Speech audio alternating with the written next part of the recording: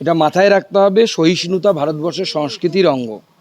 সহিষ্ণুতা না থাকলে পরে ভারতবর্ষ টিকবে না। সেই জন্য কেউ কিছু বললো, কেউ কিছু, সেটা নিয়ে লাফালাফি করার কোনো কারণ নেই।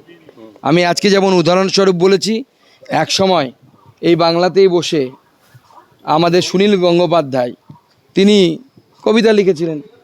তিনি এখন স্বর্গত হয়েছেন। তিনি তো রামচন্দ্রকে ক্রিটিসিজম করে, রামচন্দ্র তাদের চরিত্র নিয়ে অনেক কিছু লিখেছিলেন। মা সরস্বতী নিয়ে অনেক কিছু লিখেছিলেন।